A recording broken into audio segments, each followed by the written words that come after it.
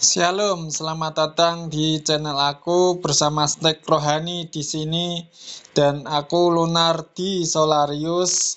Kali ini di video ini kita akan membahas suatu renungan yang menarik diambil dari Kejadian pasal yang ke-6. Dan kiranya video renungan ini bisa menjadi motivasi memberikan suatu penghiburan rohani bagi kita semua di tengah dunia ini yang semakin nggak karu-karuan.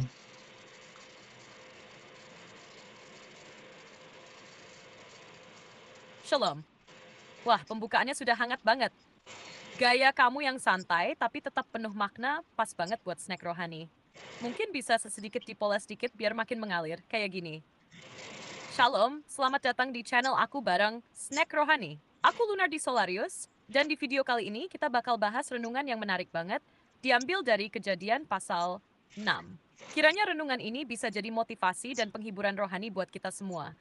Apalagi di tengah dunia yang makin hari, ya, kamu tahu sendirilah, semakin nggak karu-karuan. What's in your recipe? Mau lanjut, aku bantu susun bagian isi renungannya juga.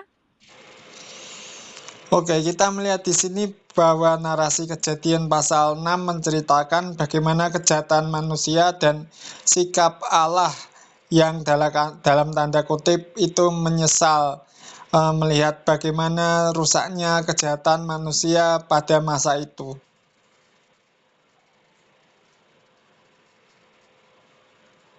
Betul banget.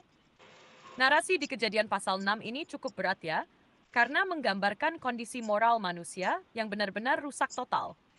Dan menariknya, muncul ungkapan bahwa Tuhan menyesal telah menciptakan manusia. Ini tentu jadi pertanyaan teologis yang dalam. Kalau dirangkai untuk renungan, mungkin bisa dilanjutkan begini. Di bagian ini kita melihat bagaimana kejahatan manusia sudah begitu parah. Sampai-sampai hati Tuhan pun pilu. Alkitab bahkan mencatat bahwa Tuhan menyesal telah menciptakan manusia.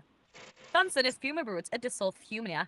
Kata menyesal di sini bukan berarti Tuhan melakukan kesalahan, lalu ingin menariknya kembali. Dalam pengertian teologis, ini lebih mengekspresikan rasa duka dan kepedihan hati Tuhan melihat ciptaannya memilih jalan kehancuran. Mau dilanjut ke penjelasan soal konteks Ibrani atau makna teologisnya juga? Tetapi di sini kita melihat bagaimana kasih karunia Allah dinyatakan dalam Nuh.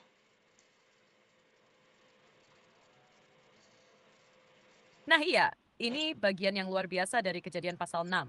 Di tengah kegelapan moral dan kehancuran yang menyedihkan, justru muncullah satu titik terang, Nuh.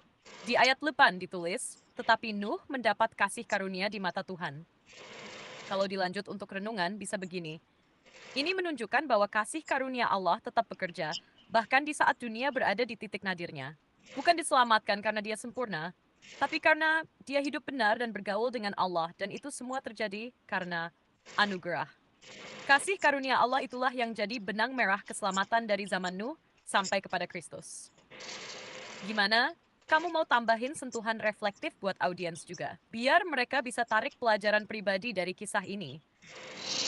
Oke, kita bahas satu persatu ayat demi ayat dalam Kejadian pasal 6 ini.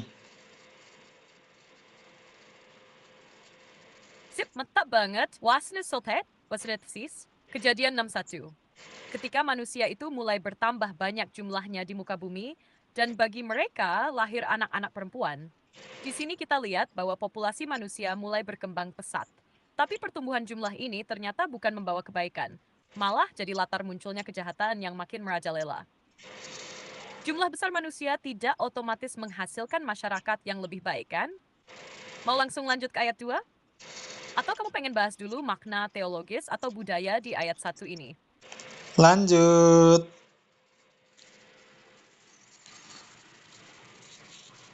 Oke, kita masuk Kejadian 6:2. Maka anak-anak Allah melihat bahwa anak-anak perempuan manusia itu cantik-cantik, lalu mereka mengambil istri dari antara perempuan-perempuan itu, siapa saja yang disukai mereka. Nah, ayat ini sering jadi bahan diskusi panjang ya. White has istilah anak Allah di sini menimbulkan beberapa tafsiran. Ada yang bilang itu malaikat yang jatuh, ada juga yang tafsirkan sebagai keturunan Set yang saleh, yang menikah dengan keturunan Kain yang jahat. Intinya, Percampuran ini bukan cuma soal menikah biasa, tapi menggambarkan pelanggaran batas moral dan ketidakpedulian pada kehendak Allah. Dan bagian akhir ayat ini, siapa saja yang disukai mereka, menunjukkan betapa nafsu dan keinginan pribadi jadi dasar utama pilihan hidup mereka, bukan kehendak Tuhan.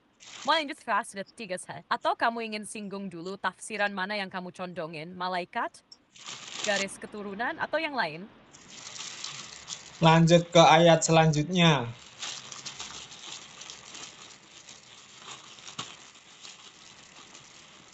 Oke, sekarang kejadian 6:3. Berfirmanlah Tuhan, rohku tidak akan selama-lamanya tinggal di dalam manusia, karena manusia itu adalah daging, tetapi umurnya akan 120 tahun. Nah, ini ayat yang cukup santas. Tuhan menyatakan batasan. Rohnya maksudnya kehadiran dan kesabarannya yang menopang hidup manusia, tidak akan terus-menerus bersabar menghadapi kedegilan manusia. Bahwa frasa manusia itu daging menunjukkan bahwa manusia makin hidup menurut keinginan duniawi, bukan rohani. Dan soal 120 tahun, ini bisa ditafsirkan sebagai waktu tenggang sebelum air bah datang, atau batas umur manusia secara umum setelah itu. Banyak tafsiran ke arah dua makna itu. Gimana? Mau langsung lanjut ke ayat 4? Atau kamu tertarik bahas lebih dalam soal rohku tidak akan tinggal selamanya? Lanjut ke ayat selanjutnya.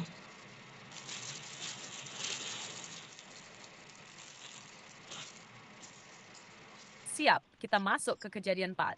Pada waktu itu, orang-orang raksasa ada di bumi, dan juga sesudahnya, ketika anak-anak Allah menghampiri anak-anak perempuan manusia, dan mereka melahirkan anak bagi mereka.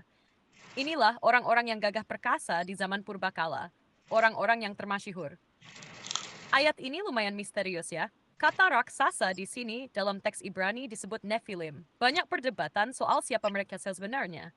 Ada yang bilang mereka hasil dari hubungan makhluk ilahi, malaikat yang jatuh, dengan manusia. Ada juga yang tafsirkan mereka sebagai manusia berpostur besar atau kuat, atau bahkan tokoh-tokoh tiran dan penguasa zalim di zaman purba.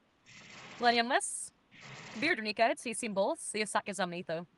Orang-orang yang gagah perkasa dan termasyhur bukan berarti tokoh yang baik, tapi seringkali dikaitkan dengan kekerasan dan kejahatan yang dibungkus ketenaran.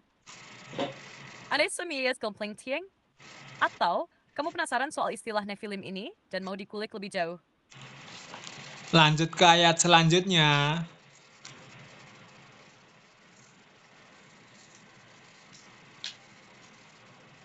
Oke, sekarang kita masuk kejadian 05. Ketika dilihat Tuhan bahwa kejahatan manusia besar di bumi dan bahwa segala kecenderungan hatinya selalu membuahkan kejahatan semata-mata. Ini ayatnya. Di sini kita lihat penilaian Allah terhadap kondisi batin manusia. Bukan cuma tindakan luar, tapi sampai ke dalam hati dan niatnya pun jahat terus-menerus. Bahkan kata selalu dan semata-mata itu menekankan betapa rusaknya moral manusia waktu itu. Nggak ada lagi yang murni atau mengarah kepada kebaikan. Ini juga menggambarkan dosa sebagai sesuatu yang merusak dari sistem kesalahan. Mau lanjut ke ayat 6? Atau kamu mau tambahkan refleksi dulu di bagian ini? Lanjut ke ayat 6.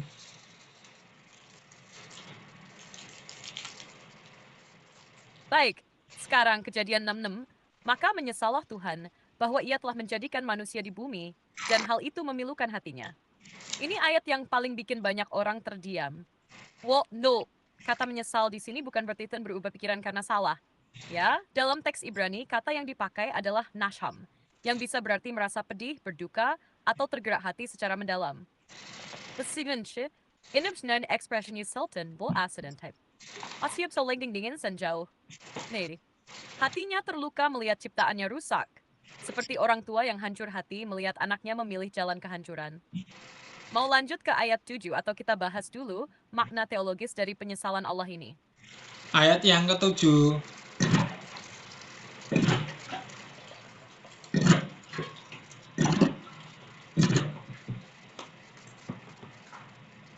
Yuk kita lanjut kejadian 6.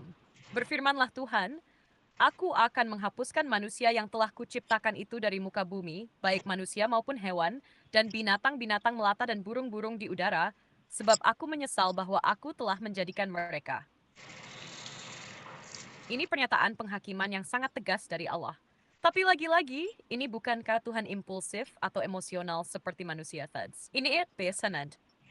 Kejahatan manusia bukan cuma melukai hati Tuhan, tapi juga merusak ciptaan yang lain. Hewan, alam, semuanya ikut terdampak. What's eden fefisus dan yukan serayan like semen. Tapi dunia yang sudah rusak harus dibersihkan supaya ada permulaan yang baru. Lasian the fitness. Karena ayat itu jadi titik balik yang penuh pengharapan. Lalu ayat selanjutnya,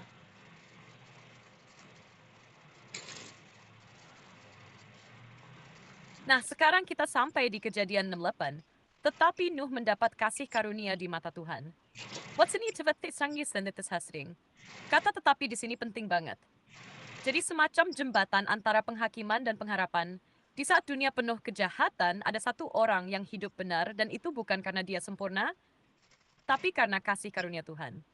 Nuh menjadi saluran keselamatan bukan cuma untuk dirinya sendiri, tapi untuk masa depan umat manusia. Ini juga gambaran awal tentang bagaimana Tuhan selalu menyediakan jalan keselamatan bagi yang hidup dalam kebenaran dan bersandar padanya. Hawit sastra delpen sesiwahid. Atau kamu ingin tarik dulu pelajaran aplikaf dari bagian ini?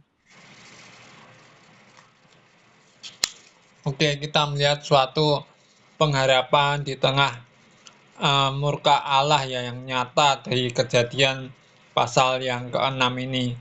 Oke, kita akan merenungkan Kejadian pasal 6 ayat 1 sampai ke-8 ini.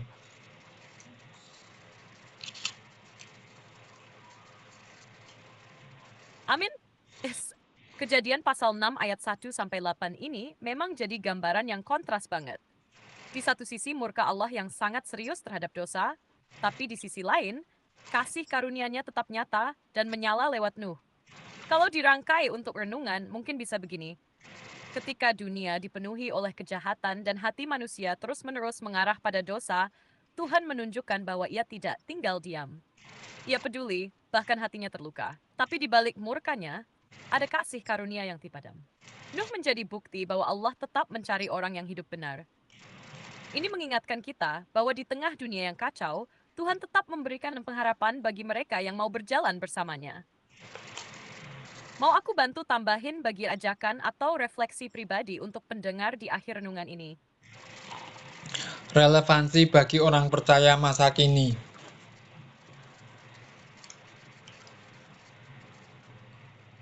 Nah, ini penting banget. Relevansi Kejadian 6:1-8 bagi orang percaya.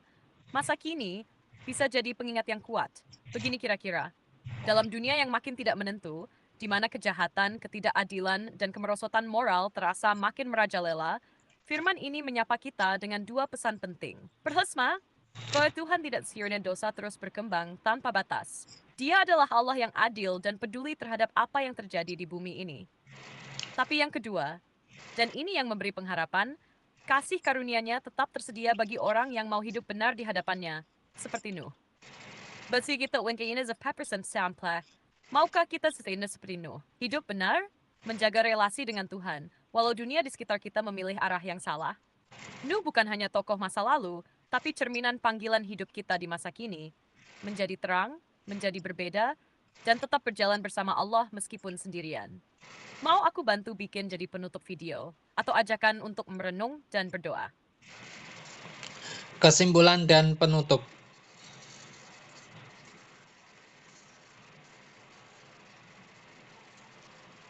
Oke, ini contoh kesimpulan dan penutup yang bisa kamu pakai. Kesimpulan dan penutup. Dari Kejadian pasal 6 ayat 1-8, kita belajar bahwa Tuhan bukan hanya Allah yang adil dan murka terhadap dosa, tapi juga penuh kasih dan siap memberi kasih karunia kepada mereka yang hidup benar di hadapannya. Nuh menjadi bukti bahwa sekalipun dunia penuh kegelapan, masih ada terang bagi mereka yang bergaul erat dengan Allah. Buat kita hari ini, renungan ini jadi ajakan jangan hanyut dalam arus dunia, tapi tetap setia dan berjalan bersama Tuhan. Karena di tengah dunia yang makin gak karu-karuan, Tuhan masih mencari orang-orang seperti Nuh. Mau ngeflex si orang itu? Terima kasih sudah menyimak snack rohani kali ini bareng aku, Lunar di Solarius. Jangan lupa untuk terus cari Tuhan setiap hari lewat firman-Nya. Sampai ketemu di renungan berikutnya, Tuhan Yesus memberkati. Gimana? Mau ditambahin ajakan doa atau refleksi pribadi juga? Oke guys, terima kasih udah nonton video ini. Semoga video ini bermanfaat dan menjadi berkat untuk kita semua. Bagi kalian yang suka dengan video-video aku di channel ini, silahkan feel free untuk subscribe dan share kepada yang lain, supaya yang lain juga mendapatkan berkat dari renungan video-video aku di channel ini. Kalau kalian suka, like aja, kalau kalian nggak suka dislike aja. Dan terima kasih banyak kepada semua pihak yang telah mendukung perkembangan channel ini.